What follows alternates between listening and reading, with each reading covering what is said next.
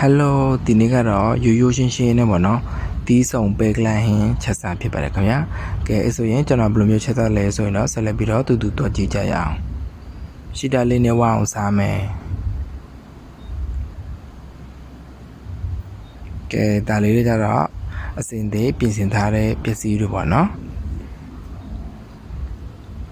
ကျဥရေရုံမတည်တည်ငါ6ရေနောက်ပြီးတော့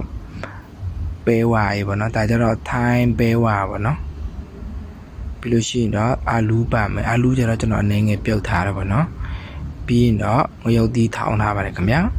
ပြီးလို့ရှိရင်မကြီးမဲရေကိုလည်းရေနေငယ်စိုင်ထားပေးပါမယ်ကဲအရင်ဦးဆုံးပေါ့နော်တဲအိုးထဲမှာစီလေးပူလာပြီးဆိုရင်တော့ထောင်းထားတဲ့ရုပ်သီးနှစ်ကိုစီအရင်တပ်ပေးပါမယ်ပြီးလို့ရှိရင်အနေငယ်ကျွန်တော်တို့မှုပေးပေါ့နော်ကဲမွေးနဲ့အနာလေးတွေမွေးလာပြီးဆိုရင်တော့အရင်ဆုံးထိုင်းပဲဝါကိုထည့်ပေးပါမယ်ပြီးရင်တော့ရုံမတည်တည်ထည့်ပေးပါမယ်ငါ6ရဲ့ပြီးရင်တော့ကျဥရဲ့ထည့်ပေးပါမယ်ခင်ဗျာကျဥကြတော့ကျွန်တော်ပြုတ်ထားပြီးပေါ့နော်ပြီးလို့ရှိရင်ရေနှဲငယ်ထည့်ပေးပြီးတော့အကောင်လုံးရောနောက်တမသွားအောင်နှဲငယ်မှုေထားပေးလိုက်ပါမယ်ခင်ဗျာ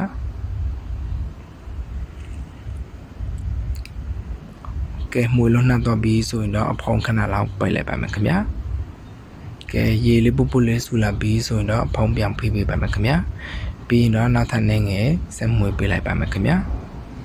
အပေါ်နဲ့အောက်ပေါ့နော်ပြီးရင်တော့ကျွန်တော်တို့အာလူးကိုထည့်ပေးပြီးတော့နောက်တစ်ခါနေငယ်ထပ်မွေပေးလိုက်ပါတယ်ခင်ဗျာပြီးရင်တော့ခဏလောက်အဖုံပြန်ပိတ်လိုက်ပါနော်ကဲအဖုံလေးပြန်ဖိပေးပါမယ်ခင်ဗျာပြီးရင်တော့မကြည့်မဲရေနေငယ်ထည့်ပေးပါမယ်ခင်ဗျာအရတာတော့ကတော့ချုံမောင်းနဲ့စားနေငယ်ကျွန်တော်တောင်းထားတာပေါ့နော်ကိုစင်ပြီးသလိုရတာထည့်လို့ရပါတယ်ခင်ဗျာကဲပြီးရင်တော့အနေငယ်မှုပေးပြီးတော့ကျွန်တော်တို့နောက်ထပ်3မိနစ်လောက်ပေါ့နော်အဖုံးပြန်ပိတ်လိုက်ပါမယ်ကဲရေတွေလေးခန်းချောက်လာပြီးဆိုရင်တော့ကျွန်တော်တို့မဆလာအုပ်ပေးပါမယ်ခင်ဗျာပြီးရင်တော့အပေါ်မှာနနပင်နေငယ်ဖြူပေးလိုက်ပြီးတော့အရန်စားခြင်းစပွဲကောင်းတဲ့တီးဆုံပဲကလိုက်ဟင်းလေးကျက်သွားပါပြီခင်ဗျာစားကြပါအောင်ခင်ဗျာကဲဆိုရင်ကျွန်တော်တို့နောက်ဗီဒီယိုမှာပြန်ဆောင်ကြမယ်ဘိုင်ဘိုင်